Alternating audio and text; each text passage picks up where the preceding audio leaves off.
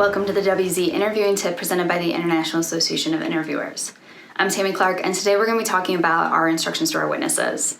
Now, a lot of the instructions may seem pretty straightforward, pretty simple to understand, and probably easy to comply with, but it never hurts to really take the time to explain to our witnesses why these instructions are so important and why their conduct during the conversation can have such a big impact on the ultimate outcome of the conversation.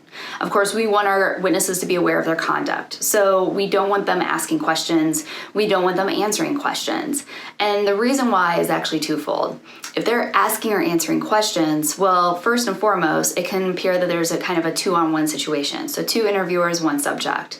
Additionally, it could call into credibility of the interviewer themselves. If the interviewer is supposed to be the one leading the conversation, why is the witness now the one asking the questions? Why is the witness now the one answering the questions? On top of that, the witness may not have been trained the same way that the interviewer has. So the witness could actually find themselves asking leading questions or anything else that's going to contaminate the conversation.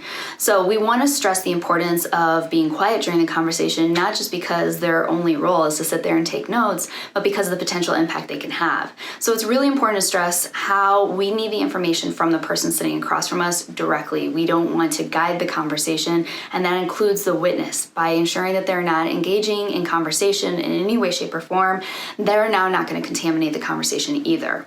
Of course, we want them to take very copious and detailed notes, so it doesn't hurt to kind of give them a little bit more explanation as to what our expectations are.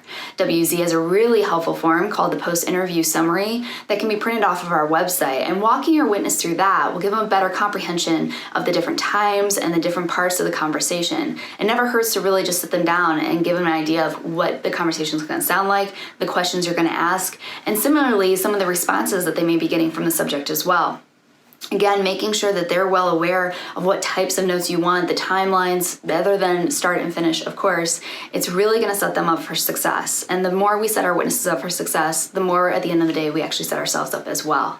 So the next time you guys are preparing for your interview, I hope you really do take a time, 5-10 minutes, just really set it aside for your witness alone. Get them prepared and comfortable with the conversation. Of course, bring enough paper, bring a non-scratchy pen so that they are ready to go. Remind them it's probably a good idea to turn off their phones so that they're not distracted either, and they can focus on the content and the conduct of the conversation. And also let them know what to do at the end of the conversation. Let them know what that can kind of look like so that they are aware, they have expectations, and they're not sitting there wondering what's going to happen next. Thank you so much for joining us today for the WZ and IAI interviewing tip, and we look forward to seeing you again soon.